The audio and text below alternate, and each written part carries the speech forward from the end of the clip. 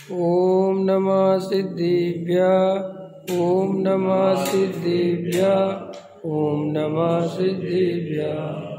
मंगल में मंगले करन वीतराग विज्ञान नमो तार जाते भई अरिहंत कर मंगल करे हो महाग्रंथ करने की खाज जाते मिले समाज सब आवे इस भव तरु का मूल जानौ मिथ्या भाव ताको कर निर्मूल अब संतप्त मानस शांत हो जिनकी गुणों की वे वर्धमान महान जिन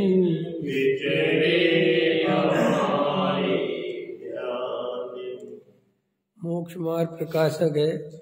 8वां अधिकार चल रहा है। अनियोगों में दिखाई देने वाले परस्पर विरोध का निराकरण, ये चर्चा चल रही है। अभी अपन जो पूज्य गुरुदेव श्री का प्रवचन सुन रहे थे उसमें कुछ 2-3 बातें बहुत काम की थी। देखो भाई, निमित्त परद्रव्य का निमित्त निमित्त के द्वारा कार्य होता है, ये बात नहीं है। निमित्त के कथन जनवाणी में व्यवहार की अपेक्षा से आते हैं, तो वो सिर्फ व्यवहार के कथन हैं। वो निमित्त से कार्य होता है या निमित्त को छोड़ देने से कोई कार्य होता है, ये मान्यता मिथ्यात्व है। तो वो क्या समझा रहे थे कि जैसे उदाहरण दे रहे थे कि बांझ के पुत्र नहीं होता, तो जब बांझ के पुत्र नहीं होता तो बांझ के पुत्र को मारने का भाव किसे आएगा? आएगा ही नहीं ना। तो ऐसे ये जीव वास्तव में ये परद्रव्य के निमित्त से, उसके लक्ष्य से, ये परद्रव्य का लक्ष्य करता है और इसके राग द्वेष होते हैं। तो ऐसा कहने में आता है कि परद्रव्य के कारण राग द्वेष हुए, परद्रव्य के कारण राग द्वेष नहीं हुए।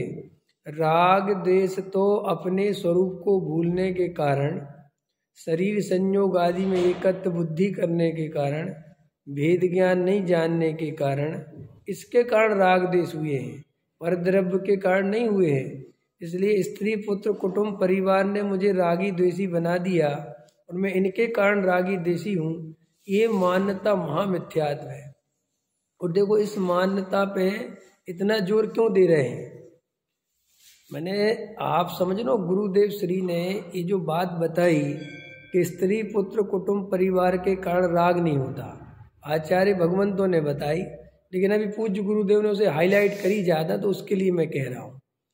अब आपको लगता है कि ठीक है, आप जल्दी से सोच लेते हैं और हाँ ठीक है साहब, स्त्री पुत्र कुटुंब परिवार के कारण राग नहीं होता, राग तो अपनी भूल से होता है, अपन अपने स्वरूप को नहीं जानते इसलिए राग होता है। ये बात इतनी हल्की नहीं है, ये बात इतनी सामान्य नहीं जितने आप समझ रहे हो। ये बहुत विशेष बात है, इसमें बहुत रहस्य छुपा हुआ है। हम सबके अंदर कहीं ना कहीं ये निमित्त की दृष्टि ऐसी बनी हुई है कि हम सारा अपराध, सारी गलती निमित्त पे डाल देते। इतनी बड़ी अपराध, मैंने आपसे मैं कह रहा हूँ कि आप आत्म ध्यान क्यों नहीं कर रहे, तो आप कहते साहब मैं घर गृहस्थी वाला। ये इसका अर्थ है कि तुम घर गृहस्थी वाले हो, इसलिए मैं आत्मा का ध्यान कैसे करूं, मैं भेद ज्ञान कैसे करूं। ये इतनी बड़ी भूल इससे चालू हुई है। मैं तो साहब घर गृहस्थी में फंसा हूं, मुझे तो पैसा कमाना पड़ता है, मुझे स्त्री पुत्र कुटुंब परिवार का ध्यान रखना पड़ता है, मैं कहाँ से आत्मा का ध्यान करूं। मैंने तुमने ये मान लिया इनके कारण आत्मा का ध्यान नहीं होता, अगर ये नहीं हो तो हो जाएगा। ये आपकी कितनी विपरीत। उससे क्या हो रहा है कि लोगों ने इस मान्यता के चक्कर में स्त्री पुत्र कुटुंब परिवार बिना सम्यक दर्शन को समझे, बिना वस्तु को स्वरूप समझे, बिना जंगल भग गए, त्यागी वृत्ति बन गए। अब वो त्यागी वृत्ति बन गए और हम लोग भी क्या समझने लगे कि ये अब धर्मात्मा हो गए। क्योंकि हम क्या समझते थे कि हम इसके कारण अधार्मिक हैं और जिन लोगों ने इसका त्याग कर दिया वे धार्मिक हो गए। जबकि वास्तव में एक्चुअल स्थिति क्या है, न तुम्हें कुछ वस्तु स्वरूप पता है और न उस त्याग व्रत वाले को कुछ पता है। वो त्याग व्रत करके अपने को धर्मात्मा समझता है और तुम त्याग व्रत नहीं करने के कारण अपने को पापी समझते हो, और तुम पापी समझते हो उसे धर्मात्मा समझते हो और जाके उसके पैरों में लूट जाते हो। ये बिल्कुल सामान्य संसार का स्वरूप है और ऐसे ये गुरु शिष्य का संसार चलता रहता है। वहां वो त्याग व्रत के चद्दर ओढ़ के गुरु बन जाता है और तुम अपने को पापी, भोगी समझे, सेठ, और मैं तो विषय भोगों में लगा हूं। देखो पंडित साहब ने सब त्याग कर दिया, देखो ब्रह्मचारी जी बन गए, देखो साधु बन गए, और तुम जाके चरणों में लेटे और तुम चरणों में लौटे तो उनको और पक्का हो जाता है कि I am right, you are wrong. क्योंकि वो राइट का मैसेज किस आपने दिया, आपने उनको नमस्कार किया, आपने उनको भक्ति करी, आपको तो उनको लगता है कि बिल्कुल सही है। और फिर दिमाग में हो जाता है कि जब स्त्री पुत्र कुटुंब परिवार छोड़ ही दिए और शास्त्रों में जगह जगह लिखा है कि अधर्म के कारण है, इनसे जीव पापी होता है, संसारी होता है, मोही होता है, रागी होता है, क्रोधी, मैंने छोड़ दी इसलिए मैं धर्मात्मा हो गया। और हमारे अंदर भी वही मान्यता बैठी रहती है कि इसके कारण हम मोक्ष मार्ग नहीं पा सकते और इनने छोड़ दिया इसलिए पा लिया होगा। माने हम बिल्कुल फिर विचार नहीं करते। जैसे देखो हम स्थूल बुद्धि कितनी है हमारी, जैसे किसी आदमी, कोई आदमी से अपन कहे कि साहब आपसे मैं कहूँ कि साहब ये आदमी ब्रह्मचारी है, तो आप ब्रह्मचर्य का सिर्फ स्त्री का त्याग समझते हैं, इतनी स्थूल बुद्धि है। माने मैंने शादी नहीं करी तो ब्रह्मचारी हूं। बोलो अटल बिहारी ब्रह्मचारी था कि नहीं है? एपीजे अब्दुल कलाम ब्रह्मचारी था कि नहीं है? तो पता वो तुम क्यों से ब्रह्मचारी नहीं मानते, मैं बता देता हूं कि वो राजनीति में था। अभी योगी तो बिल्कुल मठाधीश है, बिल्कुल ब्रह्मचारी है, मानो ना ब्रह्मचारी, क्या कमी है उसमें बताओ, कौन सा उसके है? बाबा राम कि नहीं साहब नहीं। तो भैया तुम यहाँ पे ये अपनी जाति के नहीं है, सिर्फ इतनी सी बात है, अपने पंथ संप्रदाय के नहीं है। इसलिए अगर यही काम अपने यहाँ का ब्रह्मचारी करे तो तुम कहो भाई साहब ब्रह्मचारी बहुत बढ़िया है, समाज का बहुत भला कर रहे हैं। देखो ब्रह्मचारी होके भी इन्हें कितनी चिंता है समाज की, और कई ब्रह्मचारी समाज का नेतृत्व करते हैं ना अपने लेवल पे। क्योंकि जैन समाज छोटे है, ज्यादा संख्या में नहीं है, तो यहाँ विधायक का चुनाव तो लड़ नहीं सकते थे।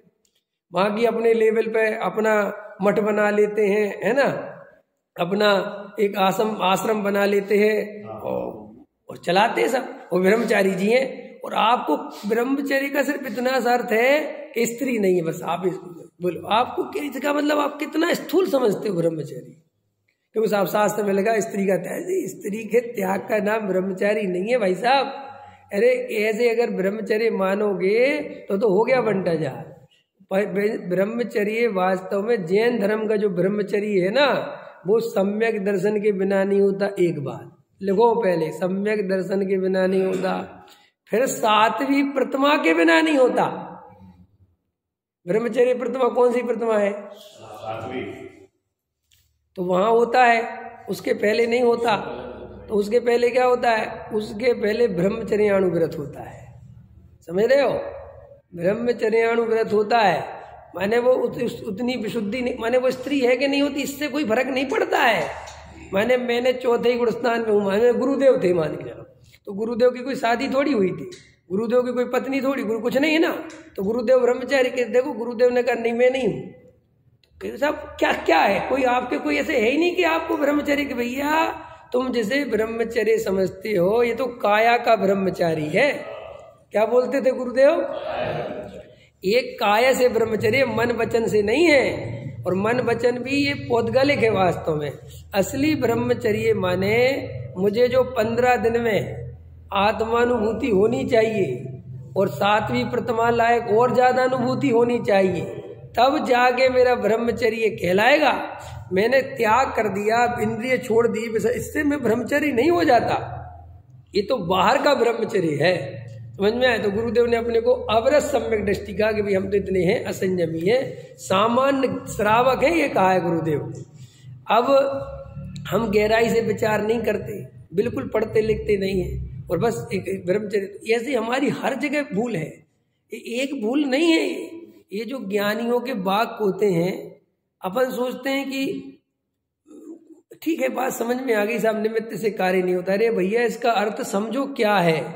हम रोज बोलते हैं कार्य उपादान से होता है, कार्य निमित्त से नहीं होता, बोलते हैं कि नहीं? लेकिन हृदय पे हाथ रख के बताओ, निमित्त के अलावा कुछ और दिखता है?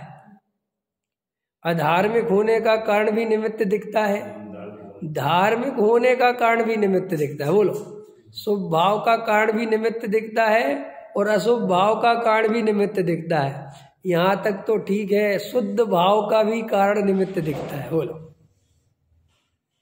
अब ये इस पे ध्यान दोगे तो समझ में आएगी कि गुरुदेव कहना क्या चाह रहे हैं। ये आचार्य कह रहे कि निमित्त से कुछ नहीं होता। जैसे बांझ का पुत्र है कि बांझ का पुत्र होता ही नहीं, समझ में आया ना? माने वो बांझ का पुत्र होता ही नहीं है, तो वो बांझ के पुत्र को मैं मारूं, ऐसा भाव कैसे आवे? समझ में आया?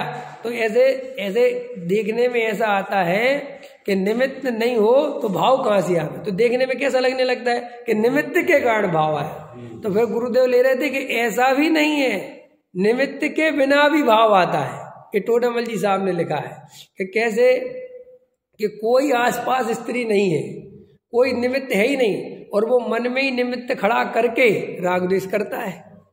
बोलो, करते हैं कि नहीं करते हैं? कोई अभी तुम व्यापार के क्षेत्र में गई नहीं, दुकान पे गई नहीं आज, और यहाँ बैठ बैठ के दुकान की सोच सोच के राग द्वेष करते हो। तो कहा, तो जब तुम बिना निमित्त के राग द्वेष कर सकते हो, तो जिनने त्याग व्रत कर दिया है तुम उनके त्याग हो गया होगा राग द्वेष का, ये कैसे मान सकते हैं? क्योंकि वे भी तो हो सकता है कि जंगल में बैठ के स्त्री के बारे में सोच रहे हो कि नहीं साहब, उन तो दिखने से क्या होता है। क्योंकि सम्यक दर्शन के बिना, आत्मस्वरूप में रमणता के बिना, ये बाहर का जीवन त्याग व्रत में चला भी जाए तो भी अंदर की कसाई नहीं मिटती। देखो, वस्तु का जो स्वरूप है उसका नाम जैन दर्शन है। अब क्या कह रहा हूं मैं, इस लाइन को याद करो।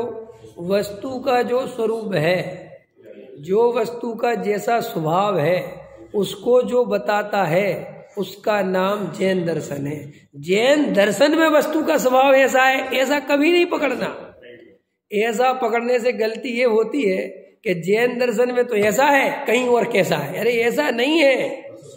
जो हाँ बिल्कुल, वस्तु का स्वरूप जैसा है वैसा बताता है, उसका नाम जैन दर्शन है। फिर अन्य दर्शनों में तो साहब ये लिखा है, वो यही है स्थिति कि वहां जैसा है वैसा नहीं बताते, इसलिए वो मिथ्या दर्शन कहलाते हैं। मैं जैनी हूं इसलिए मेरा जैन धर्म महान है, ये बात ही नहीं है। और अगर हम इस मान्यता से जैन धर्म को महान मानते हैं तो हम जैन धर्म समझे ही नहीं। और अधिकतर अभी अपने जैनी हैं, वे जैन कुल में जन्म लेने से अपने को जैन धर्म महान मानते हैं। उनको कोई अता पता नहीं है जैन धर्म के बारे में। समझ में आया? अहिंसा नहीं करते, हम झूठ नहीं बोलते, हम चोरी नहीं करते, हम कुछ नहीं करते, इसलिए हमारा जैन धर्म मानना ही नहीं, कोई बात थोड़ी हुई। ऐसे तो बहुत लोग हैं जो ये नहीं करते। लेकिन जो एक्चुअल वस्तु का स्वरूप है, इसमें जो वस्तु का वर्णन आया है, जो विश्व की व्यवस्था समझाई है, जो कर्ता कर्म समझाया है, जो देवशास्त्र गुरु का स्वरूप समझाया है, जो निमित्त उपादान समझाया है, जो चार अभाव समझाए हैं, जो द्रव्य गुण पर्याय समझाया है, वो अपने आप में वैज्ञानिक है। जैसे विज्ञान की कोई जाति होती है क्या? बोलो, किस कुल का आदमी वैज्ञानिक बनता है? वैज्ञानिक कोई भी बनता है भाई। क्यों देवेंद्र जी, कोई है ऐसी जाति कि भाई इस जाति के आदमी वैज्ञानिक बनते हैं? जैसे हरियाणा के लोग पहलवान बनते हैं, क्यों है? पंजाब के लोग NRI बनते हैं, है? ऐसा है क्या? अरे भाई, वैज्ञानिक काला गोरा जाति भेद नहीं देखता। जो उसकी गहराई में घुसे, जो खोज करे, रिसर्च करे, अपने को उसमें डुबोए, वो वैज्ञानिक बन जाता है। ऐसे ही जैन दर्शन भी बिल्कुल वैज्ञानिक दर्शन है। ये किसी पंथ, जाति, संप्रदाय, किसी भगवान से संचालित नहीं होता। ये महावीर भगवान का नहीं है जैन दर्शन, घबराना नहीं। महावीर भगवान जैन दर्शन के हैं, जैन दर्शन महावीर का नहीं है। समझ में आया? जैन दर्शन ने ऐसे कई महावीर पैदा कर दिए, महावीर ने जैन दर्शन पैदा नहीं किया है। क्या कहा मैंने? नहीं समझ में आया? इसका फिर से समझो। महावीर के द्वारा जैन दर्शन नहीं बताया गया है। महावीर ने जैन दर्शन की स्थापना नहीं की, जैन दर्शन ने महावीर को स्थापित किया है। जैन दर्शन तो अनादि अनंत है और उसकी जो गहराई में जाता है, जो उसके अनुसार श्रद्धा करता है, अनुचरण करता है, वो भविष्य में महावीर बन जाता है। और जिनने ऐसा अनुचरण किया वे भावी सिद्ध हैं, वे अभी भविष्य में हम सब महावीर बनेंगे, उसमें क्या बात है। महावीर नाम है वो तो, हम भविष्य के महावीर हैं कि नहीं? डर लग रहा है क्या कहने में? अगर डर लग रहा है तो वो इस बात की निशानी है कि तुमने अभी ढंग से आत्मा देखा नहीं, स्वीकार नहीं किया ना। अंदर ऐसा कॉन्फिडेंस आ जाए कि मैं महावीर नहीं बनूंगा तो कौन बनेगा? अरविंद जी आ रहा है ऊपर ऊपर के अंदर अंदर है। देखो झूठ बोलना पाप है, नदी किनारे सांप है। बोलो बोलो, है झूठ नहीं बोल रहा। अंदर से आवाज उठनी चाहिए, अंदर से। समझ में आया कि नहीं? प्रमोद कृष्णम की आवाज अंदर से उठ रही है आजकल के नहीं? प्रमोद कृष्णम को जानते हो तुम लोग के नहीं? बाबा जी यूपी के, हाँ, अब उनकी आवाज अंदर से उठ रही है। आज कल कह रहे हैं, वो कह रहे हैं मुझे अंदर आत्मा से ही ऐसा भाव आ रहा है कि मोदी जैसा कोई नहीं, जबकि वो कांग्रेसी है। समझ में कह रहे, लेकिन अब अंदर से आ ही रहा है और मैं रोक ही नहीं पा रहा हूँ। मैंने कहा ये मोदी का मैजिक है भाई, अब सिर पर चढ़ के बोल रहा है। अभी तो एक मुसलमान समझ में आया, और वो इतना प्रभावित हो गया कि वो कह रहा सब बकवास है, जय श्री राम। मुझे बड़ा मजा आया। मैंने कहा ये होता है, समझ में आए? अरे तुम ऐसी क्वालिटी पैदा करो कि लोग तुम्हारा धर्म अपना ले। समझ में आया? तुम क्या है समझौता करने में लगे हुए हो? तुम ऐसा उसकी नहीं, उसमें बहुत ऐसे। अभी मोदी जी ने एक दिन बोला कि तुम अगर अपने धर्म से, अपने इतिहास से प्रेम ही नहीं करोगे, जब तुम ही उससे दूर दूर भागोगे, तो तुम्हारे इतिहास और धर्म से कौन प्रेम करेगा? देखो मैं तुम्हें इसके लिए एक उदाहरण देता हूँ। गुजराती लोगों ने अपनी मूल संस्कृति नहीं छोड़ी। समझ में आया? साउथ वालों ने अपनी संस्कृति नहीं छोड़ी। पत्ते पे खाते तो पत्ते ही पे खाते, उनने बदला नहीं। और राजस्थानियों ने अपनी संस्कृति नहीं छोड़ी, वे दाल बाटी चूरमा खाते हैं, जो उनका है तो कर। संस्कृति छोड़ने में नंबर 1 है उत्तर भारत के लोग। ये हम लोगों में बड़ी बीमारी है। समझ में आया कि नहीं? हम तो दूसरों का कुछ देखा नहीं और हम बदले नहीं। गुजरात में अच्छे अच्छे घरों की महिलाएं बढ़िया सीधे पल्ले की साड़ी पहनती हैं, सीधा पल्ला। ये उल्टा पल्ला और सीधा पल्ला समझते हो जैन साहब? आप दिल्ली के क्या समझोगे, दिल्ली वाले वैसे उल्टे ही पल्ले में जिए हैं। समझ में आया कि नहीं आया? एक सीधा पल्ला होता है, और जो सीधे पल्ले की जो संस्कृति है, उसमें जो महिला का एक रूप है वो अत्यंत माने एक संस्कृति वाला है, सदाचारी वाला है। माने सीधे पल्ले की महिला को आप देखो तो आपके परिणामों में निर्मलता रहे, ऐसा। समझ में आया कि नहीं आया? और वो उसकी संस्कृति में जो वे खाते, जो उनने नहीं छोड़ा, उनने अपनी भाषा नहीं छोड़ी, उनने कुछ नहीं छोड़ा। वे अमेरिका में रहे, कहीं रहे, शादी गुजरात के गांव में आके करते हैं, वे अपने राजस्थानी भी अपने गांव में जाके करते हैं। तो जब वो अपनी संस्कृति से उनने प्रेम किया, तो आज तुम उनकी संस्कृति से तुम भी प्रेम करने ही लगे ना। अगर तुम बह गए ना, क्योंकि वो अपनी संस्कृति पर टिका ही हुआ है। तो भाई साहब, इतनी मजबूती से जब आप अपनी संस्कृति पर टिके रहते हो, चाहे कितनी बड़ी बाढ़ आए, कुछ भी आए, तो दूसरे भी पर प्रभावित होते हैं। आज अगर जैनी अपनी संस्कृति पर टिके रहते कि हम रात में नहीं खाएंगे, चाहे मर जाएं, समझ में आए, खाएंगे ही नहीं, तो भाई साहब दूसरे भी तुम्हें देख देख के रात की भोजन छोड़ते। अगर तुम संस्कृति पर टिके रहते कि चाहे जितना पैसा बढ़ जाए, शादी दिन में होगी तो दिन में ही होगी। अभी मैंने पता करवाया, मैंने पता चला कि दिन की शादी के उसी हॉल के लगते 20 लाख रुपए, और रात में वही शादी करो तो 30 लाख रुपए। 35 लाख रुपए, डबल। देख रहे हो तुम कितना अंतर। माने कोई चीज अगर 20 लाख में हो रही है, सब चीज वो ही देगा, कुछ भी परिवर्तन नहीं करेगा। लेकिन अगर आपने दिन की जगह उसे रात बोला तो सीधा डबल चार्ज। अब बोलो, दिन का खाली रहता, वो कहता कर लो। और हम जैनियों का पूरा धर्म, पूरा दर्शन अहिंसा पे चलता है कि भाई अहिंसा होनी चाहिए, हिंसा नहीं होनी चाहिए। और रात में जब हम भोजन नहीं करते तो रात में शादी करना कितना बड़ा पाप है। लेकिन जैनियों को कोई अपनी संस्कृति से प्रेम नहीं है। और ऐसा लोग मानते हैं कि तुम तो पुराने ख्यालातों के हो, तुम तो पुराने ख्यालात के आदमी हो, तो तुमने अपनी संस्कृति छोड़ी तो तुम्हारी पतन हुआ कि नहीं हुआ? पतन हुआ ना। आज तुम्हारे बच्चे ये मुसलमान से शादी कर रहे हैं, अजैनों में शादी कर रहे हैं, तो तुम्हें बड़ी घबराहट बेच रहे भैया, उसके लिए तुम जिम्मेदार हो, वे बच्चे नहीं है। क्योंकि तुमने जब अपनी संस्कृति से प्रेम ही नहीं करा, तुमने अपने बच्चे को अपने जैन धर्म का महत्व, उसको कभी मंदिर ले जाके णमोकार मंत्र पाठशाला भेजा ही नहीं, उसे कभी समझाया नहीं कि बेटे अपन का महाभाग्य है कि अपन जैन धर्म में पैदा हुए। जब तुमने ये समझाया नहीं तो जो फिर तो कौन रोकेगा? बोलो, रोक सकेगा अरविंद जी? हैं? लेकिन अगर आप मजबूती से नहीं बेटे तो बच्चे में वो आएगा ही आएगा। तो मैं तो ये बात क्यों समझा रहा था कि मोदी, अभी लोग कहते थे इस देश में जय श्री राम बोलोगे तो पता नहीं आफत हो जाएगी, नहीं समझ में, ये बोलोगे तो पता नहीं होता था कि नहीं। वो डरा नहीं हो उसने कहा देखते क्या होता है। उनने 370 निपटाई, राम मंदिर बने और खुद चला गया करने के लिए, अभी से और स्थापना प्राण कुछ नहीं, और उसी के रंग में रंग गया देश। समझ में? माने हमें अपने पे इतना विश्वास होना चाहिए कि हमारा जो सच्चाई है, हमारा धर्म है, तुम हमें कुछ मानो और चाहे बिल्कुल मत मानो। जो जैन दर्शन की जो विशेषता है, जैन दर्शन में जो वैज्ञानिक ढंग से वस्तु का स्वरूप बताया, वो किसी दर्शन में नहीं बताया तो नहीं बताया। मैं इसमें कुछ नहीं कर सकता।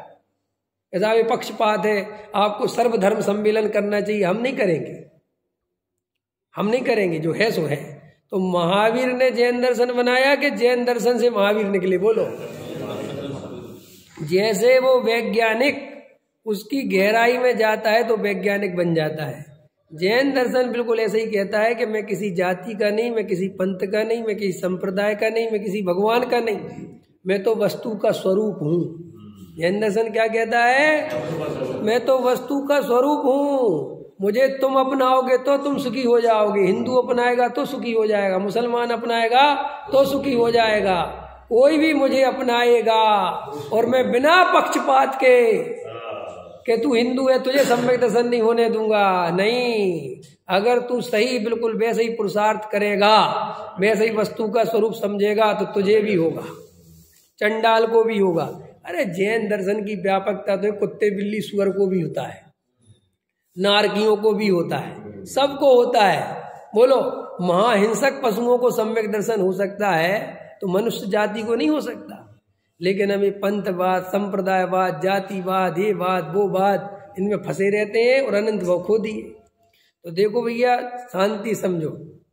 जैन दर्शन में वस्तु का जो स्वरूप है वो बताया है, इसलिए जैन दर्शन किसी जाति का नहीं है।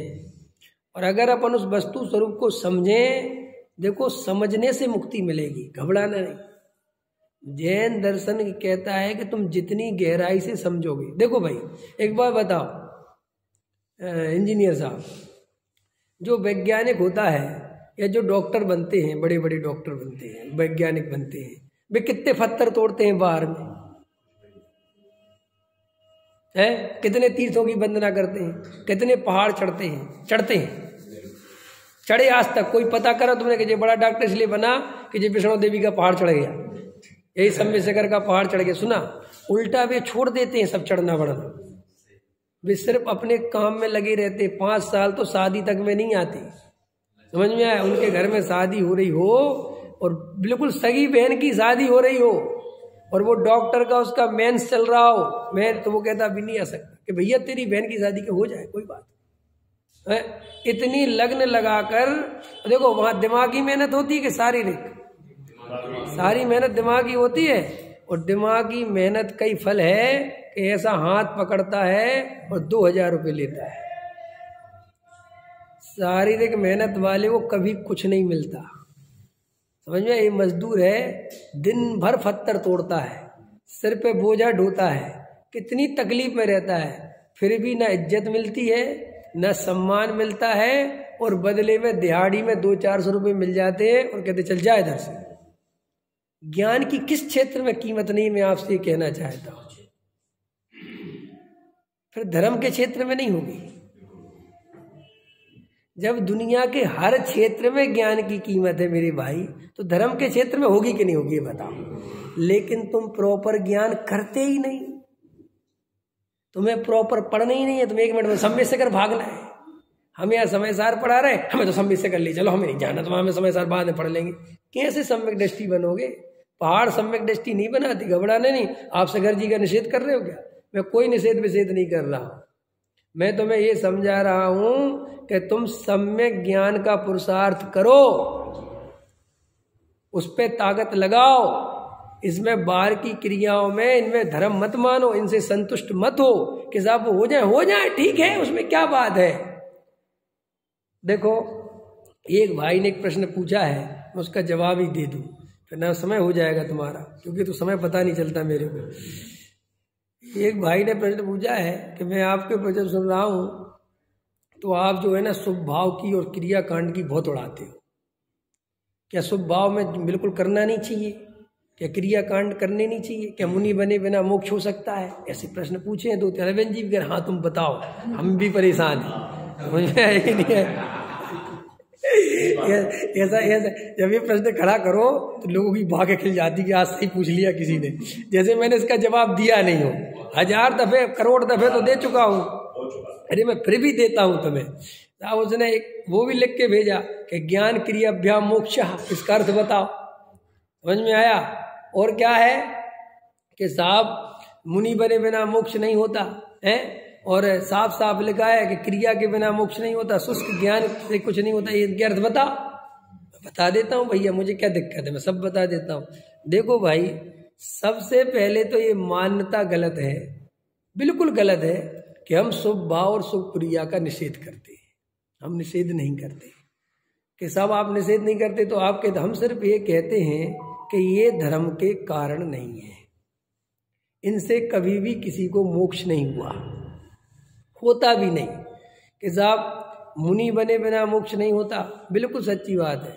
नग्न दिगंबर साधु हुए बिना मोक्ष नहीं होता, लेकिन नग्न दिगंबर होने से मोक्ष नहीं होता।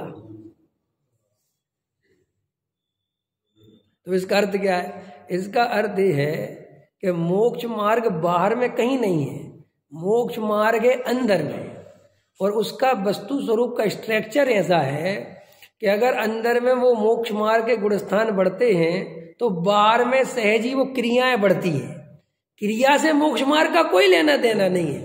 लेकिन सिस्टम क्या है कि अगर अंदर में मुझे कपड़े पहनने का राग नहीं रहेगा तो मैं बाहर में कपड़े कैसे पहनूंगा? आप ही बताओ, जल्दी बोलो। ये तो स्वाभाविक है ना भाई। जब मेरे अंदर में, देखो जैसे आपने पूछा, उदाहरण के लिए पत्नी पूछती है कि आज क्या बना दूं, समझ ना, और मुझे खाने का राग ही नहीं है, आज मुझे भूख ही नहीं है, समझ ना मेरी बात। तो अच्छा बताओ, मैं बता सकता हूं कि क्या बना दूं? बोलो। ऐसा कभी कभी होता है ना कि भाई हमें बिल्कुल विकल्प ही नहीं है खाने, और पत्नी पूछते हम शाम को क्या बनाए, कुछ भी, हमें क्या लेना देना कि नहीं आप बता दो, भले ही मत खाना। ऐसा होता ही नहीं कि अगर मुझे खाना नहीं है तो मैं बताऊंगा ही क्यों? तो समझ में आ रहा है ना स्ट्रक्चर क्या है। ऐसे ही जब मुझे अंदर विषय भोगों का राग बचा ही नहीं तो मैं विषय भोग भोगूंगा कैसे? तो वे विषय भोग तुम्हें बाहर से छूटे हुए दिखाई देते हैं, तुम्हें अंदर मेरा राग छूट गया है वो तो दिखाई देता नहीं। तो तुम क्या सोचते हो या दुनिया क्या सोचती है कि जब विषय भोग इनने छोड़ दिए, ये गुरुदेव ले रहे थे, लास्ट में चल रहा था कि भैया विषय भोग छोड़े ही नहीं, क्योंकि उनका ग्रहण आत्मा करता ही नहीं है। ये तो परद्रव्य है, परद्रव्य का काम जीव कैसे करे? ये तो वस्तु स्वरूप है ना, एक द्रव्य दूसरे द्रव्य का कुछ करता धरता नहीं है। तो वो भाई ये बात जो अंदर बैठती नहीं है, इसको बैठाओ अंदर कि भाई विषय भोग ज्ञानी के नहीं। तो भाई होता क्या है कि जब ज्ञानी अपने स्वरूप में रमता चला जाता है तो वो जो रमणने के कारण जो राग का नाश होता चला जाता है, तो वो बाहर में भी वैसा संयम दिखाई देता है। वो उसके लिए होता नहीं, वो अपने आप सहज होता है। जैसे माँ, जब माँ बनती है स्त्री तो उसके ममता स्वयं में प्रकट होती है, उसके लिए कुछ करना नहीं होता है। और वो ममता हुई तो फिर क्रिया हुई। बोलो, ममता हुई तो क्रिया हुई कि नहीं हुई? कि कैसी? कि वही माँ, वही जब लड़की थी, जब स्त्री माने बच्चा नहीं हुआ था और किसी दूसरे का बच्चा उसके हाथ में हो और वो सूसू कर ले और पोटी कर ले तो कैसा, अरे अरे पकड़ो पकड़ो इसको, वो एकदम गिलानी से भर जाती है। तो लोग कहते हैं अरे तुम तो ऐसी ज़्यादा नखरे दिखा रही हो, जब तुम्हारे खुद के बच्चे होंगे तब क्या करोगी? तो वो कहते मैं तो बिल्कुल नहीं करूँगी। देखा होगा तुमने, ऐसा सुना होगा। हम तो नहीं करेंगे बिल्कुल भी, हम तो काम वाली लगा देंगे, कुछ नहीं होता। जब वो बच्चा होता है तो अभी उसको क्या पता बेचारी उस स्त्री को कि माँ बनने के बाद वो ममता आती कहाँ से, उसे क्या पता? भाई माँ तो वो बनी नहीं। ऐसे अपन को भी क्या लगता है, क्या ये व्रतशील संयम होते कैसे होंगे, अपने आप करे बिना कैसे होंगे? ये अपने दिमाग में बैठा हुआ है, क्योंकि अपन अज्ञानता में ये अनुभव करते हैं कि करते हैं तो होते हैं। आप समझे? जैसे वो माँ है, अब वो माँ अपने बच्चे की सूसू पोटी साफ कर रही है, तुम्हें क्या लगता है देखो कर रही है, कैसी कर रही है, करना पड़ रहा? ऐसा करना पड़ रहा की बात नहीं है। वहां वो ममता आती है तो वो अपने यहाँ भाव आता है, वो ऐसा स्वरूप है। माने वो अपने बच्चे को बिल्कुल भी गंदा देख नहीं सकती। समझ में आया कि नहीं आया? तो ऐसे ही वहां पर जब सम्यक दर्शन होता है और सम्यक दर्शन के बाद धीरे धीरे जब स्वरूप में रमणता होगी उसकी, या उसी भाव में हो या नहीं हो, लेकिन जब भी होगी तो वो 5वां गुण स्थान बढ़ेगा। 5वां गुण स्थान बढ़ेगा तो अपने आप ही अणुव्रत आदि के भाव आ जाते हैं। अपने कुछ ऐसी बात नहीं है, भाई ऐसा ही वस्तु का स्वरूप है। और फिर और आगे शुद्ध उपयोग की धारा बढ़ती है तो मुनिव्रत आ जाते हैं। मुनिव्रत कैसे जाते कि फिर उसे अपने आप ही कपड़े आदि का भी विकल्प सताने लगता है, वो राग भी भारी लगता है तो वो भी छूट जाता है। तो वास्तव में हम क्रिया के विरोधी नहीं है, क्योंकि क्रिया जीव कर ही नहीं सकता। समझ में आया? एक तो बिल्कुल बिल्कुल पक्का समझ लो। देखो भाई, पर द्रव्य हमारा अच्छा बुरा नहीं करता। हम पर द्रव्य के लक्ष्य से जो राग द्वेष कसाय करते हैं, अच्छा बुरा तो जीव का उससे होता है। तो पर द्रव्य का तो कोई मतलब नहीं। और जो राग द्वेष कसाय क्यों होते हैं? क्योंकि हमें अपनी आत्मा के अपने स्वरूप की पहचान नहीं है, हम भेद ज्ञान नहीं करते, इसलिए पैदा होते। देखो सरल है ना। तो देखो भाई, मोक्ष मार्ग हो, सारा खेल तुम्हें ज्ञान में करना है, तुम्हें गहराई से वस्तु का स्वरूप समझना है, तुम्हें कोई अखाड़े में लड़ना नहीं है, तुम्हें कोई व्रत तप में जलना नहीं है, उपवास नहीं कि घबराओ के साथ उपवास करे। फिर कोई बात, हम जब कह रहे जब अपने स्वरूप का आनंद बढ़ेगा तो भोजन का राग स्वयं टूटेगा। कि साहब ऐसे तो नहीं टूटेगा। अरे वो अज्ञानता में दिखता है तुम्हें, क्योंकि अभी सम्यक दर्शन नहीं है ना। अगर सम्यक दर्शन हो जाए तो तुम जब भगवान के दर्शन करोगे तो तुम्हें अपने आप ही ऐसा दिखाई देगा कि जी अपने आप इनकी भक्ति आ रही है, मुझे करनी नहीं पड़ रही है। और जब तक करनी पड़े, इसका मतलब है कि वो अंदर से आ नहीं रही, वो आप कर रहे हो जबरदस्त। तो वो अज्ञानी को ऐसा लगता है कि करे बिना कैसे होगा, करे बिना कैसे होगा। एक तो एक प्रश्न है, समझो मतलब कि क्यों होगा। एक समझिए, अब जो ज्ञान क्रियाभ्याम मोक्ष, इसका अर्थ क्या है? देखो भाई, शुभ की क्रिया होती है और शुभ भाव होता है। ध्यान देना, क्या कहा मैंने? ये बहुत इंपॉर्टेंट बात बता रहा हूँ, शायद पढ़ने मिले चाहे नहीं मिले, मैं बता रहा हूँ। मैं तो सुबह इसका चिंतन कर रहा था, इसलिए मैंने इसको इस एंगल से देखा कि इसको ऐसे भी तो देखा जा सकता है।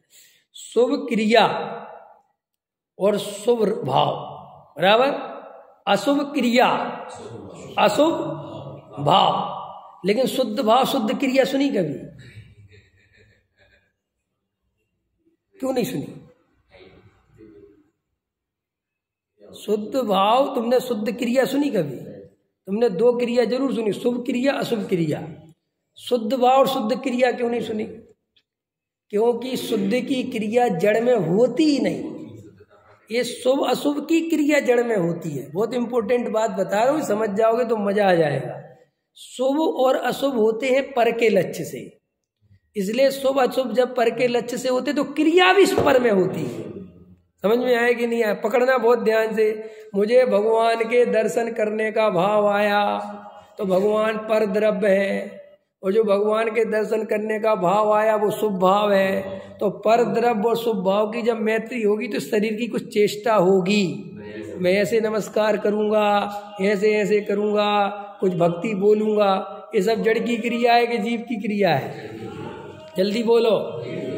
तो ये शुभ क्रिया और शुभ भाव इन दोनों की मैत्री है, लेकिन शुभ क्रिया और शुद्ध भाव की कोई मैत्री नहीं है, क्योंकि जैसे ही शुद्ध भाव होगा शुभ क्रिया तुरंत ही छूट जाएगी। समझ में आया कि नहीं आया? तो फिर जो ज्ञान क्रियाभ्याम मोक्षा है क्या, इसका अर्थ चाहिए ना। देखो भाई, जब भरत जी अपनी आत्मा में लीन हुए तब वे कौन सी क्रिया कर रहे थे? वे तो अंतर्मुख, तो मोक्ष ही चले गए। ना तो वे आहार लेने गए, ना चले, ना उठे, ना बैठे, ना खाया, ना कुछ किया ही नहीं उनने। तो कौन सी क्रिया संपन्न हुई वहां उनकी? वे तो नग्न दिगंबर हो गया, आत्मा लीन हो गया, और अंतर्मुख तो केवल ज्ञान हो गया। अगर तुम क्रिया का अर्थ वो मुनिराज के 28 मूल गुण से लेते हो और ऐसा मानते हो उनसे मोक्ष होता है, या उनके तो भाई साहब फिर भरत जी का मोक्ष असंभव हो गया, क्योंकि वे 28 गुण पूरे पाल ही नहीं पाए, कुछ कर ही नहीं पाए। वे तो अंतर्मुख, और एक नहीं है, ऐसे बहुत होंगे। ये तो भरत जी का नाम उछल गया, वहां के इतिहास में तो अनंत असंख्यात और बहुत ज्यादा हो सकते, करोड़ों हो सकते हैं ना।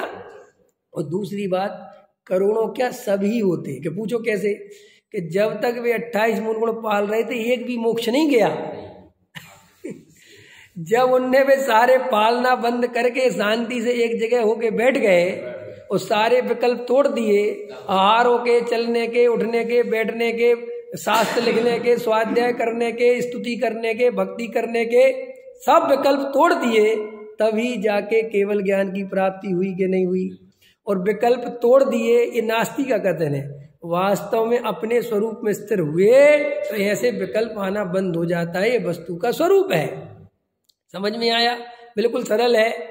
तो शुद्ध क्रिया कभी नहीं सुनी, तो फिर एक क्रियाभ्याम मोक्षा, ज्ञान क्रियाभ्याम मोक्षा है क्या? अरे भाई, आत्मा में रमण रूप क्रिया का नाम क्रिया है। देखो, जानना ज्ञान है और जानते रहना ज्ञान क्रिया है। समझ में आया? ज्ञान क्रिया से मोक्ष होता है। जब ज्ञान ज्ञान में समा जाता है, जब जीव जीव अपने स्वरूप में रम जाता, रमना, रमना, रमना माने क्रिया। तो ये ज्ञान क्रियाभ्याम मोक्षा ऐसे है, वो चर्या से क्रिया नहीं है, वो चलना उठना बैठना क्रिया नहीं है, वो तो स्वभाव रूप शुभ क्रिया है, और उसका फल तो आश्रव बंद है भाई। देखो कैसे और सिद्ध करके दिखाते हैं। सर्वार सिद्धि गए ना नकुल और सहदेव, सुनील जी, नकुल और सहदेव कहाँ गए? तो कौन सा पाप कर दिया था उनने? कोई पाप करा था ना, जब तो मोक्ष नहीं गए। अरे संसार में रहे तो कोई पाप करा होगा ना, कि नहीं सब कोई पाप नहीं करा था, तो फिर मोक्ष क्यों नहीं गए बताओ? कि साहब उनको एक शुभ भाव आ गया, तो आपने भी ये सिद्ध कर दिया ना कि शुभ भाव से मोक्ष नहीं गए। अगर शुभ भाव से मोक्ष जाते तो उनको तो जाने चाहिए, उल्टा उनका रुक गया, माने वो शुभ भाव आया तो रुक गया, तो जो जाने से रोक देवे वो भेजेगा कैसे? और तुम अगर इस मान्यता से शुभ भाव से धर्म होता है तो तुम शुभ भाव का अभाव कभी कर ही नहीं पाओगे। ये तो क्योंकि आप ही मानते हो, तो साहब फिर आप इसलिए देखो भाई, हम ये कहते हैं कि शुभ भाव में धर्म नहीं है, शुभ क्रिया में धर्म नहीं है, ये तो पहले इसलिए कहते हैं कि वस्तु का स्वरूप ऐसा है। एक बात, उनमें धर्म नहीं है तो नहीं है। दूसरा, और वस्तु का स्वरूप ऐसा है कि जड़ की क्रिया जीव नहीं कर सकता, ये तुम्हें पहले नंबर पर मिथ्यात्व में स्वीकार करना पड़ेगा। कई लोग ऐसा अर्थ कर देते हैं कि जब हम शुद्ध भाव में जाएंगे तब हम शुभ भाव छोड़ देंगे। इसके पहले तो करना चाहिए।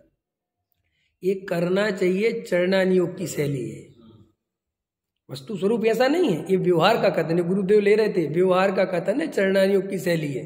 तो साहब क्या कहना चाहते हो? अरे भाई शुभ भाव, जिसे शुद्ध भाव की खबर है उसके जीवन में शुभ भाव होता ही होता है, उसे शुभ भाव करना नहीं पड़ता। समझ में आया कि नहीं आया? देखो भाई, हम लोग यहाँ पे जो आत्मा तत्व चर्चा सुन रहे हैं, वेद ज्ञान की चर्चा सुन रहे हैं, तो हमें अपने आप ही समझ में आया, हमने शराब छोड़ी है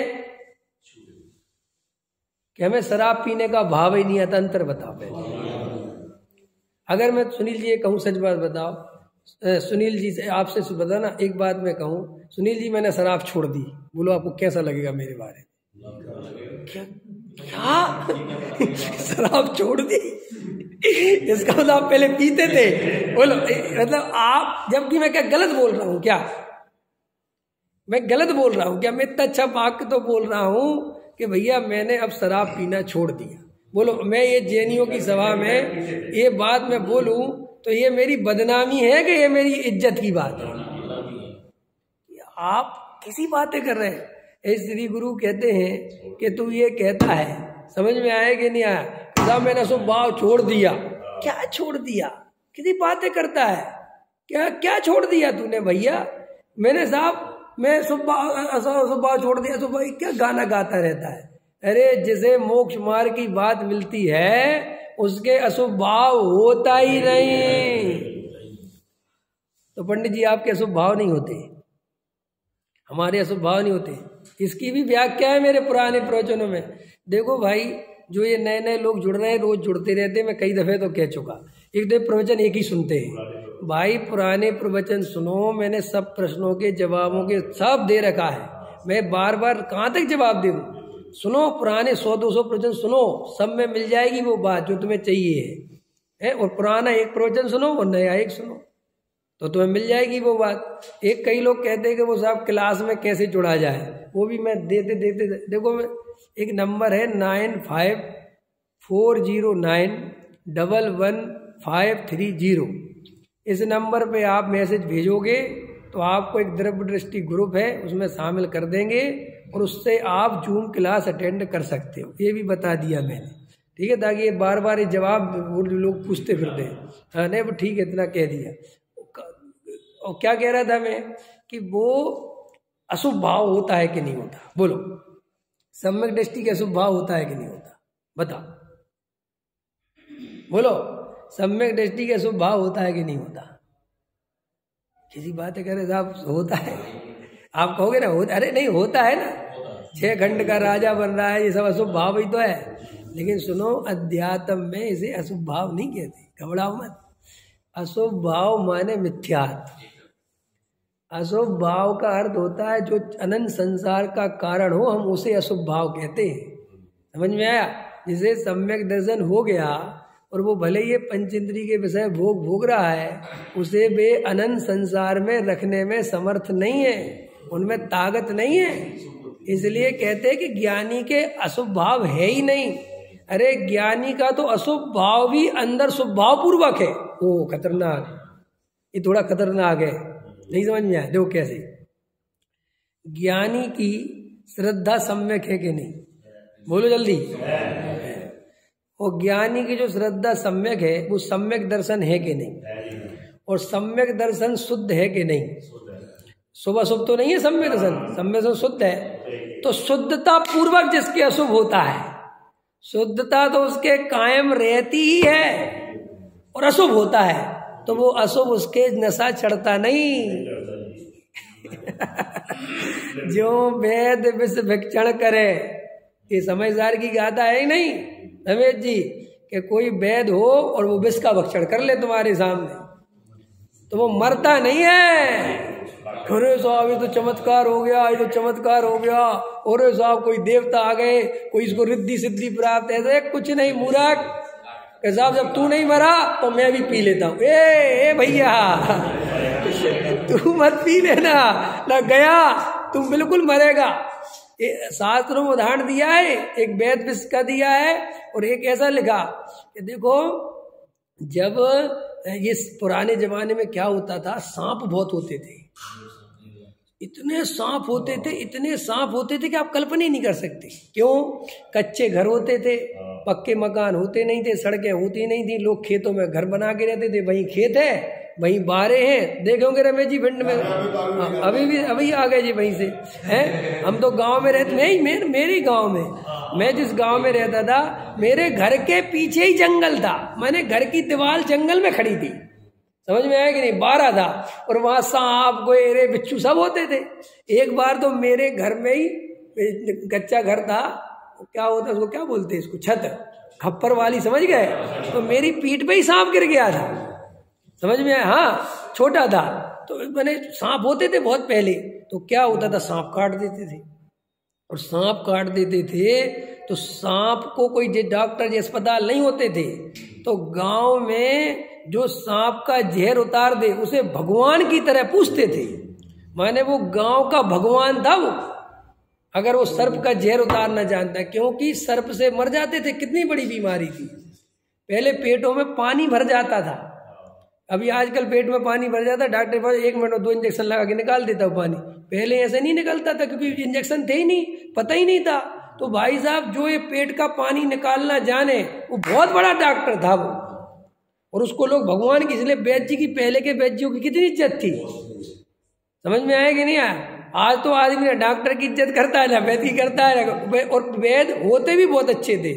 देखो तुम पुराने जमाने के वैद्यों को पढ़ना, कभी उनके विचारों की बिल्डिंगें नहीं खड़ी रहती थी, कभी उनके महल नहीं बनते थे, वे वैद्य, वे पंडित, वे तो बेचारे छोटे छोटे घरों में रहते थे और समाज का कितना ध्यान रखते थे हैं। और कोई पैसा मांगते थे, कहते थे हमारा घर खर्च चल जाए, तुम इतना दे जाओ और जाओ, कितने अंदर, क्योंकि उनने वो जो वैदिक शास्त्र पढ़े थे वे पैसा कमाने के भाव से नहीं पढ़े थे, सेवा भाव के लिए पढ़े थे। जो पहले पंडित विद्वान बनते थे वे जगत का अज्ञान दूर करने के लिए बनते थे। ये लोभी पंडित और लोभी वेद नहीं होते थे पहले, ये तो एक कलयुग की बलहारी है कि अब ये दिन पे दिन पंडित भी लोभी हो रहे हैं, पंडित भी बड़ा जो हो रख रहा है, और साधु संत भी लोभी हो रहे हैं, मान के लोभी आश्रम बना रहे हैं, सब कर रहे हैं। कल डॉक्टर साहब सुना रहे थे कि सेठ जी क्या करते हैं, सारे पैसों के मालिक तो सेठ जी है, सारी संपत्तियों के मालिक सेठ जी है, लेकिन टैक्स के डर से सेठ जी क्या करते हैं कि अपनी संपत्ति पत्नी के नाम पे, बेटे के नाम पे, बेनाम संपत्ति किसी और के नाम पे, नौकर तक के नाम पे, और टैक्स वाले आते हैं तो कहते हमारा तो कुछ है ही नहीं जी, हमें तो ये तो सब का है। जबकि वो पत्नी 10 रुपए भी सेठ जी की परमिशन के बिना दान नहीं कर सकती। बोलो हिंदुस्तान की 90% संपत्तियां किन के नाम पर है? महिलाओं के नाम पर, और जबकि सारा मालिकपना किसके हाथ में है? पुरुषों के हाथ में। बेचारी वो 50 रुपए भी चाहिए हो, चाबी उसी के पास, तिजोरी की चाबी उसी के पास, लेकिन तुमने उसको ऐसा डर बैठा रखा है, बेचारी कहती 20 रुपए ले लूं क्या है? रमेश जी समझ रहे कि नहीं समझ रहे? तो डॉक्टर साहब बता रहे थे कि ऐसे, अब असली में परी मालिक कौन है? वही है ना, सेठ जी। ऐसे ही बोले कई लोगों ने, कई मठाधीशों ने, कई साधु संतों ने क्या बड़े बड़े आश्रम बना रखे, समझ में आया, और सारा संचालन वे ही करते हैं, चलती उन्हीं की है, उनकी परमिशन के बिना वहां कमरा भी नहीं खुल सकता, समझ में आया कि नहीं? और पूछने जाओ साधु महाराज, साधुओं के तो परिग्रह नहीं होता, जी आपने तो इतना बड़ा आश्रम बना लिया। ओ अज्ञानी जीव, तुझे खबर नहीं साहब, बिल्कुल नहीं है। अरे ये हमारा थोड़ा ही है, हम तो उड़ते हुए पंछी हैं, कभी इस डाल पे कभी इस डाल पे। अरे तो लोग गृहस्थ लोग हैं, हमारी भक्ति में आश्रम बनाते हैं, हमें आश्रम से कोई लेना देना नहीं है, हम तो कभी भी कुछ नहीं, लेकिन महाराज चलती तो आपकी है। अरे लोग हमसे आशीर्वाद लेने आते हैं, हम कुछ नहीं करते, लेकिन असलियत है क्या? ये असलियत तो ये नहीं है, सच्चाई तो हम सब जानते ही हैं, लेकिन फिर भी दुनिया चलती है, फिर भी सेठ जी का व्यापार चलता है, फिर भी सेठ जी क्यों अपरिग्रही कहलाते।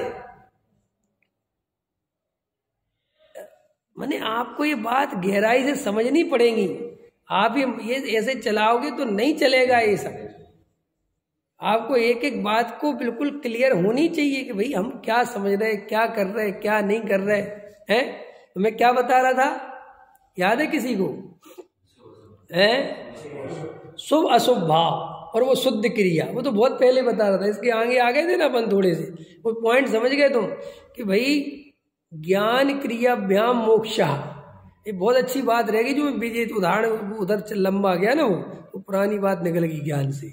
मैं वो तुम लोग क्या है, जब मैं एक बात को समझाने दूसरी बात कहने लगूं तो पहली बात जहां से वो चालू करी उस पॉइंट को पकड़ के रखा करो, या कॉपी पेन रखा करो कि कौन सी बात पे बात ये आगे बढ़ गई, क्योंकि वो क्षयोपसम ज्ञान कमजोर है ना, वो इधर से उधर चला जाता है। तो जो वस्तु का जो स्वरूप है, जो अपने हाथ में लगा है भाग्य से, इसको तुम हल्का मत समझो। ये ज्ञान क्रियाभ्याम मोक्षा, ये शुभ भाव अशुभ भाव, हाँ उस श्रद्धा से समझा रहा था कि भाई वेद जो विष भक्षण करे, तो भाई वेद को विष इसलिए नहीं चढ़ता कि वेद ने विष के काटने वाली जो विष नहीं चढ़ने दे वो जड़ी बूटी पहले खा ली थी, जो तुमने नहीं देखी। समझ में आया? इसलिए उसको कुछ होने वाला नहीं है। ऐसे ही तुम सम्यक दृष्टि को जो विषय भोगों में प्रवृत्ति करते देखते हो, तो तुम सोचते हो जब सम्यक दृष्टि कर सकता है तो हम क्यों नहीं कर सकते, तुम मर जाओगे। क्योंकि सम्यक दृष्टि की श्रद्धा सुधर गई है, उसके सम्यक दर्शन है, उसके भेद ज्ञान है, इसलिए उसके अशुभ भाव होते हुए भी अशुभ भाव नहीं है। अब उल्टा करो, तुम्हारे शुभ भाव होते हुए भी शुभ भाव नहीं है। अब है खतरनाक, पहला वाला तो तुम पचा भी जाओ, दूसरा तो ना पचा पाओ। समझ में है कि तुम्हारा शुभ भाव होते भी शुभ भाव नहीं है। कि क्यों? क्योंकि तुम्हारा अभिप्राय खोटा है। और देखो, अभिप्राय बदलने के लिए बाहर में कुछ नहीं करना है, जो कुछ करना है वो ज्ञान में ही करना है, ज्ञान को ही करना है, ज्ञान के द्वारा ही करना है, और ज्ञान के लिए ही करना है, और ज्ञान में से ही करना है, और ज्ञान के आधार से ही करना है। इस षटकारक आ गए कि नहीं आ गए? कर्ता कर्म करण संप्रदान अपादान अधिकरण आ गए ना? ये समझो ध्यान से भाई, वस्तु का स्वरूप समझो। ये तुम बिल्कुल जो काम कर सकते हो उस पर ध्यान दो, तुम वैज्ञानिक बन सकते हो। समझ में आया? तो वो सर्प को झाड़ने वाला, मैं वो कहानी भी सुना रहा था, वो भी रह गई। कि वो सर्प होते थे ना पहले, तो वो सर्प का विष होता, तो क्या होता था, अब जैसे एक बूढ़ा व्यक्ति मरने वाला है जो सर्प उतारना जानता था, तो वो अपनी विद्या दूसरे को सिखाता था, अपना चेला तैयार करता था कि तुम सीख लो ये विद्या। तो क्या होता था, गांव वाले उस पर विश्वास नहीं करते थे कि भाई तूने सही सीखा कि नहीं सीखा, हम ताकि तेरे से सर्प का विष उतरवा, इतने में तो मर ही जाएगा। तो उसको अपनी प्रमाणिकता देनी पड़ती थी कि मैं सीख गया हूं, तो वो सर्प लेके कटवाता था खुद को। हाँ, समझ में आया? देखो कितना भाव होता होगा कि भाई तुम्हें बचाने के लिए वो खुद कटवा लेता था कि लो तुम्हें विश्वास नहीं है, देखो ये काटा और ये मैंने उतारा, उतर जाता था। तो लोग कहते थे इसकी सिद्धि सही है। समझ में आया कि नहीं आया? तो वो मंत्र आना चाहिए। वो तो सम्यक दृष्टि ने वो मंत्र सीख लिया है कि वो विषय भोगों में रहते हुए, स्त्री पुत्र कुटुंब परिवार के बीच में रहते हुए भी अंदर उसके मोक्ष मार्ग निरंतर चलता रहता है, और उसके कारण उसके शुद्धता बनी रहती है, भेद ज्ञान चलता रहता है, शुद्ध परिणति कायम रहती है, त्रिकाली ध्रुव की दृष्टि बनी रहती है, जिसके कारण सम्यक दृष्टि के भोग भी निर्जरा के हेतु हो जाते हैं। ये कुंद कुंद देव की गाथा से सिद्ध होता है। पकड़ में आई बात? समझ में आ रही कि नहीं आ रही? जैन साहब समझ रहे हो कि नहीं समझ रहे मुद्दे की बात? भाई तुम्हें बाहर कुछ नहीं, तुम ज्ञान में वेदन करो, ज्ञान में मेहनत करो, पर में कुछ नहीं करना है। देखो साहब, कई लोग फिर प्रश्न करेंगे, साहब हम पूजा भक्ति करें कि नहीं करें? फिर ये लोगों को पता है, मेरे को समझ में नहीं आता ये पूजा भक्ति के विरोध क्यों आ जाता है। तू करना नहीं चाहता तो वो बता दे, नहीं तू जबरदस्ती कर रहा है तो वो बता दे। अगर तुझे मार मार के मुल्ला बनाया गया है और तुझे बनना वापस वो ही है तो वो बता, हम उसका रास्ता बताते। कि तू किसी डर से पूजा करने लगा हो, भय से पूजा करने लगा हो, भय से त्याग व्रत ले लिया और अंदर लगता हो कि साहब हमें तो ये आफत ही लगती है और आपकी बातें सुनते तो थोड़ा अच्छा लगता है, अगर ये बात है तो छोड़ दे। फिर हम बताएंगे कि साहब छोड़ देंगे तो क्या हुआ, कुछ नहीं, तू एक बार छोड़ के देख और फिर स्वाध्याय कर, घबराना नहीं, थोड़ा खतरनाक है, और ईमानदारी से आत्मा में लग, और फिर तेरी जो पूजा करने का भाव आएगा वो ऐसा आनंद देगा, कहेगा गजब हो गया साहब, ऐसी पूजा मैंने कभी करी नहीं थी। लेकिन तू जब तक हिम्मत नहीं दिखाएगा कुछ नहीं होगा। देखो तुमने त्याग 2 बार किया होगा और करना ही पड़ता है 2 बार त्याग। एक बार त्याग किया होगा तुमने शास्त्रों के डर से, परंपरा के डर से करा होगा ना, है ना, गुरुओं के कहने से, नरक आदि के भय से एक बार त्याग किया होगा। उस त्याग में और जब आत्मा को समझकर त्याग किया, उस त्याग में फर्क है कि नहीं? तो बस ये फर्क जब तुम समझते हो तो ये भी समझ लो कि असली चारित्र आत्मा से ही प्रकट होता है, वहां की ये ढोंगपना ये तो बाहर से होता है। असली जिस दिन होगा उस दिन तुम समझोगे, और जिस दिन तुम्हें असली होगा तुम्हारे मुंह से भी ये निकलेगा कि दया दान पूजा भक्ति ज्ञानी करते नहीं, उनके स्वयमेव होते हैं। ये तुम्हारे मुंह से भी निकलेगा। पूज्य गुरुदेव के मुंह से निकलता था ना कि वो तो भूमिका के अनुसार दया दान पूजा भक्ति के भाव ज्ञानी को आए बिना रहते पकड़ में आई तो ज्ञान क्रियाभ्याम मोक्ष हो गया, हुआ कि नहीं हुआ? समझ में आया? तो वो क्रिया कोई जड़ की क्रिया का नाम नहीं है। जो लोग ऐसे डराते रहते हैं क्रियाभ्याम, क्रिया क्रिया क्रिया, ज्ञान क्रिया, ज्ञान भी चाहिए क्रिया भी चाहिए, ज्ञान भी चाहिए। कौन सी क्रिया भैया? ज्ञान चाहिए और क्रिया चाहिए, माने सम्यक दर्शन चाहिए, सम्यक ज्ञान चाहिए, और क्रिया माने सम्यक चारित्र। चारित्र माने उस आत्मा में रमणता, इसका नाम है क्रिया। सम्यक ज्ञान सहित अपने स्वरूप में रमणता, सम्यक दर्शन सम्यक ज्ञान पूर्वक अपने स्वरूप में रमणता, इसका नाम है ज्ञान क्रियाभ्याम मोक्ष। समझ में आया कि नहीं आया? वो जड़ की क्रिया नहीं पकड़ना। चर्चा भी होगी चर्या भी होगी। अब क्या चर्या हो, क्या चर्या होगी?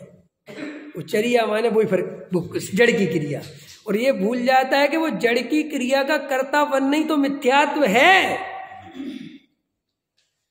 समझ में आ रहा है कि नहीं आ रहा? पकड़ में आ गई बात? शुभ क्रिया और शुभ भाव, अशुभ क्रिया और अशुभ भाव, यार समझ गया? शुद्ध भाव और शुद्ध क्रिया नहीं होती, क्योंकि शुद्ध भाव का नाम ही शुद्ध क्रिया है। देखो शुद्ध उपयोग कितनी चीज होंगे, मेरे में अपने स्वरूप में स्थिर हो गया, इसे शुद्ध उपयोग कहते हैं, ठीक है? इसे ही चारित्र कहते हैं। समझ में आया? इसी का नाम है वो, और इसे ही शुद्ध परिणति कहते हैं। इसे ही तुम्हें शुद्ध क्रिया कहनी हो तो शुद्ध क्रिया कहो, इसे में आत्मरमणता कहनी तो आत्मरमणता कहो, वो एक ही बात है वो सब। तुम लेकिन वहां तो वो क्रिया तो समझते नहीं। और इसका ये पता हम क्यों समझा रहे आपको? इसलिए समझा रहे कि तुम्हारे अंदर ये दिमाग में सेट हो जाए कि धर्म अंदर से होता है, बाहर से नहीं होता है। तो तुम सारी मेहनत अंदर करने लगो। समझ में आया?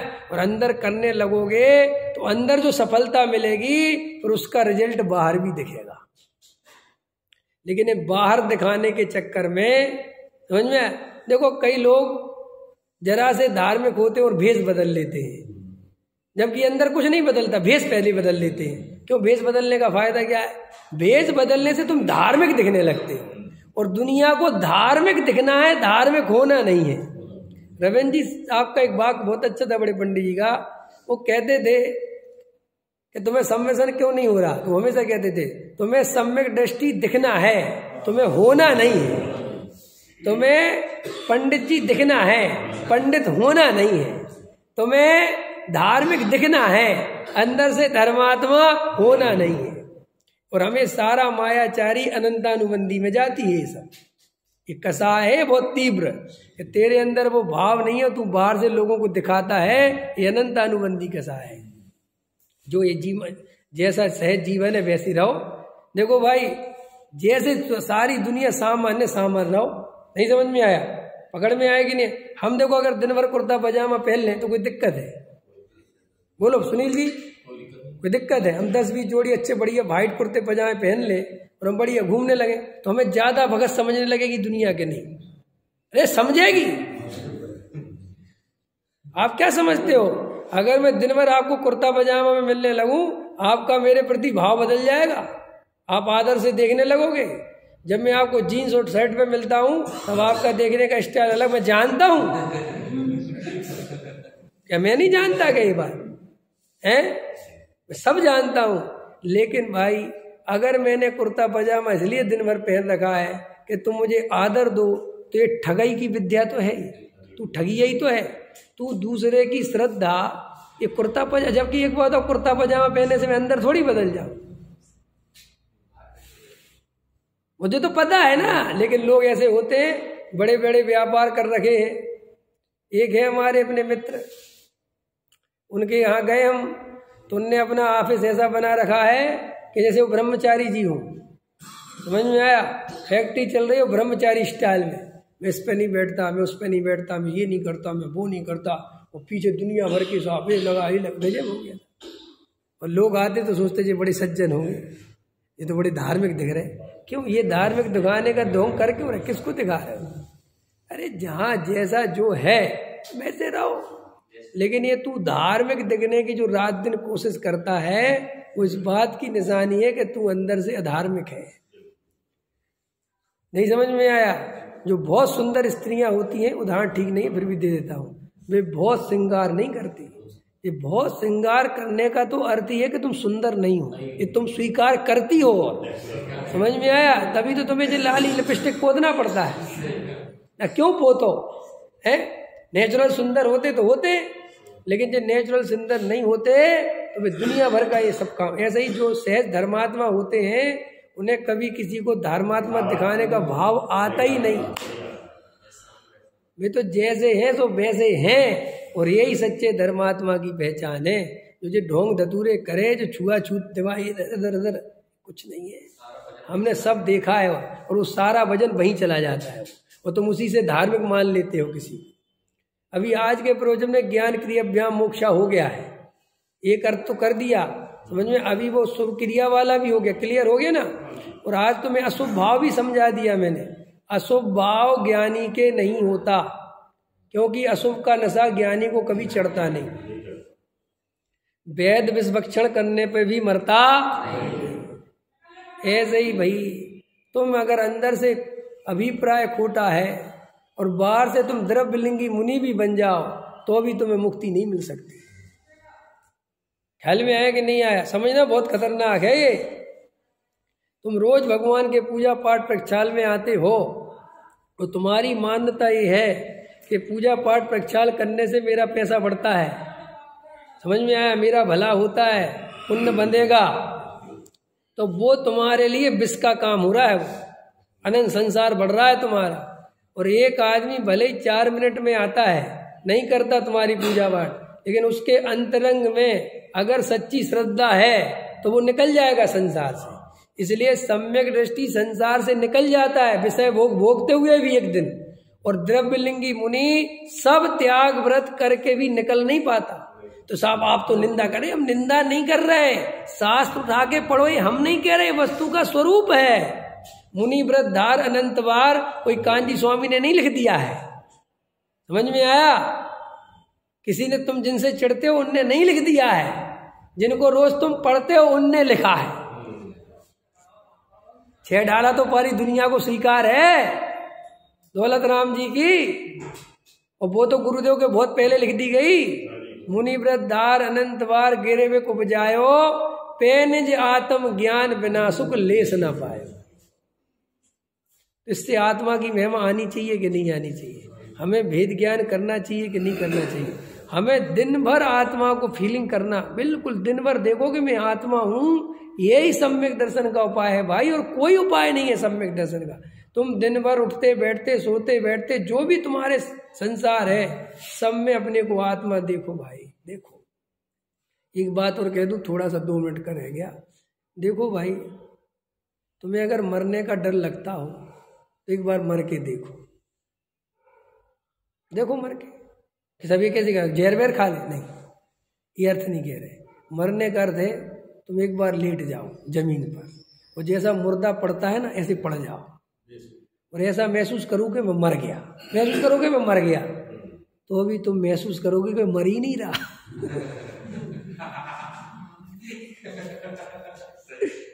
इसमें बड़ा लॉजिक है। ये कल में ज्ञान में मेरे कल आ रहा था कि इस बात को ख्याल में लेना है, ये काम की बात है। देखो हम मरते नहीं है, ये बात हम जानते कि हम मरते नहीं है।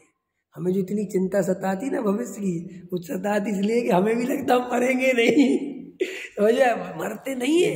देखो अपन कितनी चिंता करते थे यार, मकान बना लो, ये कर लो यार, मैंने तुम जानते हो ना कि अभी हम बोल रहे हैं भैया कल ही मर जाओगे, कुछ पता नहीं है। तुम जानते हो मैं नहीं मरूंगा। मैं क्यों मरूंगा? क्योंकि वो अंतर का जो स्वर है वो नहीं मरने वाला है। ये जो शरीर का स्वर है ये मरने वाला है। तो तुम जब जब अपने को शरीर की तरफ से देखते हो तो तुम्हें घबराहट होती है कि मैं मर जाऊंगा, और जब तुम आत्मा की तरफ से देखते हो तो तुम्हें 100% लगता है कि मैं मर ही नहीं सकता। इसलिए हम कहते अब हम अजर अमर भय, हमको कछु भय नाही। क्यों? कि हमने अंदर के तल पे आत्मा देख लिया, ये बाहर के तल पे तो सब मरता है। तो मैं तो आपसे कह रहा हूं कि आप लेट जाना, और आप, मैं कल अपने बेटे को समझा रहा था ये बात है कि तुम लेट जाना और देखना बेटे कि तुम मर गए, सोचना कि तुम मर गए, और देखना अंदर के मरते हो कि नहीं मरते। कैसे साहब कैसे? देखो मर गए तो कौन मर गया? तो ये शरीर ही मरा पड़ा है, मैं नहीं मरा। कि देखो शरीर मरा पड़ा है माने देखो मैं मरा पड़ा हूं, तो देखो ये शरीर नहीं हिल रहा, शरीर की कोई क्रिया नहीं हो रही बराबर, लेकिन मेरे अंदर तो ज्ञान की क्रिया हो रही है। माने जब मैं मरूंगा, जैसे लोग मरण कहते हैं, उसमें यही होगा, इस शरीर पड़ा रहेगा और मेरी ज्ञान की क्रिया तो तब भी नहीं रुकेगी और मैं यहां से चला जाऊंगा, मैं निकल जाऊंगा यहां से, बस इतना ही तो काम होना है। हम ये जो मरण शब्द है ना, इसका अर्थ गलत समझ गए। मरण नहीं होता कभी किसी चीज का, परिवर्तन होता है। परिवर्तन और मरण में बहुत अंतर है। मरण इस बात की सूचना है कि तेरा अस्तित्व मिट जाएगा, और परिवर्तन इस बात की सूचना है कि क्षेत्र बदल जाएगा, तू तो रहेगा।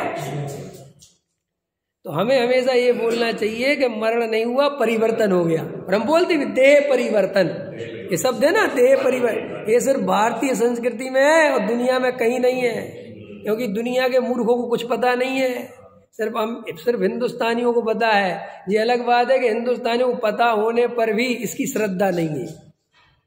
हमारे यहाँ जो शब्द है ना, इंजीनियर साहब जो अपनी संस्कृति में शब्द लिखे गए हैं, आप विश्वास नहीं करोगे, वैज्ञानिक उन पर रिसर्च कर रहे हैं और वे बड़े बड़े वैज्ञानिक बने जा रहे हैं और हम मूर्ख बने जा रहे हैं। शब्द में हम बोलते हैं, पता देखो हमारे यहाँ आने वाला कल भी कल है और जाने वाला कल भी कल है, जबकि दुनिया में टुमारो है और एस्टरडे है। हिंदुस्तान में दो कल नहीं होते, कि हिंदुस्तान में एक कल क्यों है? एक ही कल से अपने दोनों कल का काम चला लिया, क्यों है? कल आएंगे और कल आए थे। कल एक ही है, पता क्यों? इसमें बड़ा रहस्य है, बड़ा विज्ञान है कि हमारे यहाँ जो ज्ञानी धर्मात्मा हुए, जो बड़े बड़े ऋषि मुनि हुए, उनने कहा तू सदा काल वर्तमान में ही है, तेरा कलवल होता ही नहीं, न तेरा कभी कल था न कल आएगा, तू तो जब भी रहेगा वर्तमान में ही रहेगा। ऐसा अंदर फील करो, मैं सदा रहने वाला तत्व, सदा ज्ञानमयी तत्व, मेरा कोई मरने भरने का चक्कर नहीं है। जब ये देह की तरफ से देखता हूं तो डर लगता है, क्योंकि ये जो भी ऐसे ऐसे हो रही ना, ये बंद हो जाएगा। तो ये शरीर का बंद होगा, आत्मा का नहीं। आत्मा में तो जो ज्ञान क्रिया हो रही है, जो जानना देखना हो रहा है, वो तो देह परिवर्तन निरंतर होता रहे तो भी उसका जानना बंद नहीं होता। ठीक है, फील करना ऐसा, अंदर देखना। तो ये अगर एक बार तुमने मरते हुए को देख लिया कि कौन मरता है, तुम फिर मरण से बाहर हुए, फिर तुम्हें मरने से डर पकड़ में आया। पर्याय एक बार ऐसा अनुभव करे कि मैं त्रिकाली ध्रुव हूं, बस वो पर्याय अजर अमर हो गई। वो गजब हो गई कि नहीं? क्योंकि उस पर्याय ने अपना अस्तित्व अब द्रव्य में मिला लिया। समुद्र की बूंद जब तक अपने को बूंद देखेगी, उसे मरने से कोई नहीं बचा सकता, और समुद्र की बूंद जब ये देखेगी कि मैं ही समुद्र हूं, तो फिर कुछ नाश नहीं होता। समुद्र पैदा नहीं होता, लहरें पैदा होती हैं, लेकिन वे हैं समुद्र का ही परिणमन और वे समुद्र में ही चली जाती हैं। ऐसे ये पर्याय पैदा होती हैं और पर्याय नष्ट होती हैं। ये भाषा है, सच पूछो तो द्रव्य का ही परिणमन है, उसी में उत्पाद और उसी में व्यय, उसी से निकलती हैं और उसी में समा जाती हैं। वो द्रव्य तो वैसे ही का वैसा रहता है। और ऐसा उस द्रव्य को जिसने देख लिया, उन लहरों के पार, पर्यायों के पार जिसने ध्रुव को देख लिया, वो सम्यक दृष्टि है। तो हम सब उस ध्रुव को देखें, इसी मंगल भावना के साथ पूरी करता हूँ।